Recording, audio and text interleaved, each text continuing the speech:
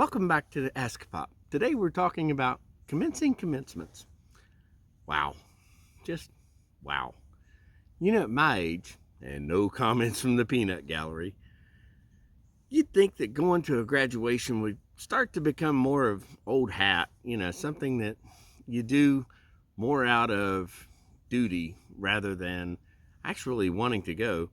But not for this guy, because you see, every time I start to see that pomp and circumstance or hear the da da da da da, I sit down and I look at all the folks that have earned these well-earned degrees, and I start to think about the time and the effort and the teamwork that it took for those degrees to be earned. And I sit there and I just look at them with awe and wonder, and look at them with the respect that they earned.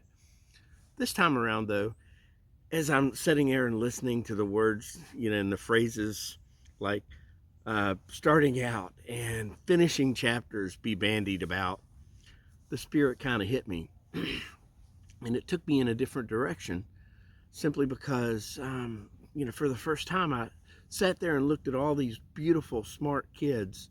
And yes, I think of them as kids, even though I know that they're in their early 20s and some of them much older.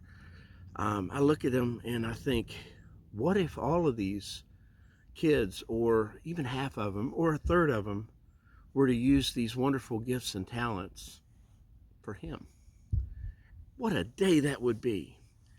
And then I stopped and thought about during, the milestones that I had growing up and, throughout my life.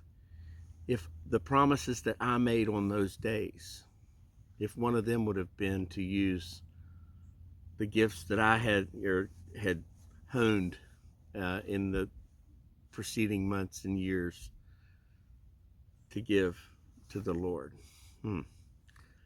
Anyway, the reason that we were attending that specific graduation was for our cousin Amber.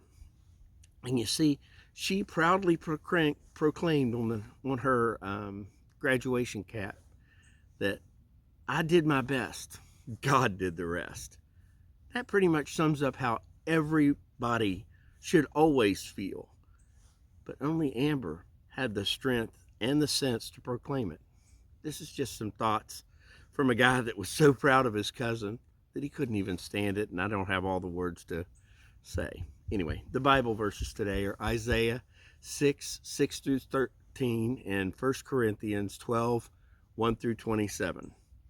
As far as questions, when you think of graduations, do you think of what you and others can do for the Lord? And now, will you now? God bless you. Have a great day.